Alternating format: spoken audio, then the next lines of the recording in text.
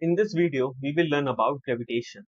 So we know that the moon moves around the earth in a nearly circular orbit.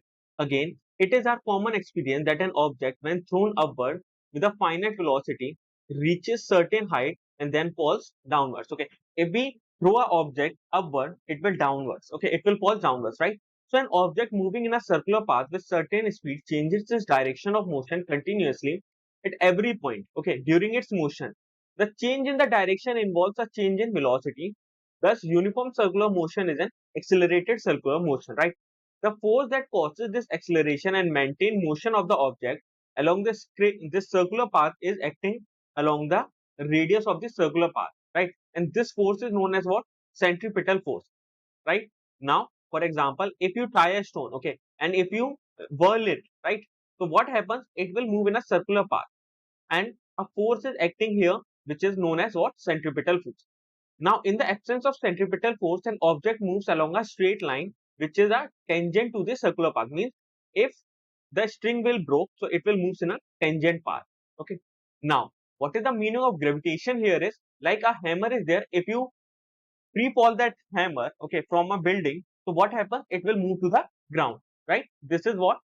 So we will discuss it that Newton concluded that the motion of the moon around the earth is due to centripetal force.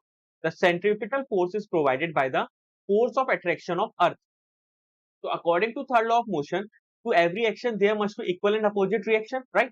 So earth attracts the moon, this moon towards itself, and the moon also attracts the earth towards itself with an equal force. Similarly, for a falling apple, the earth attracts the apple and the apple attracts the earth, and the two forces are equal in magnitude but in mutually opposite direction, right? So on these facts, Newton generalized the concept of force of attraction between earth and an apple, and this force is known as what? So basically it is a gravitational force. It means all the objects in the universe attract one another, and this force of attraction between these objects is known as what? Gravitational force. So the name given to is what? Gravitational force.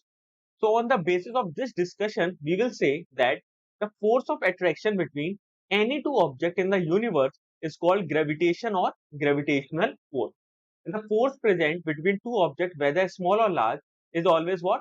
Attractive in nature. So Newton gave a law of gravitational force between any two objects, and the law is known as what? Universal law of gravitation.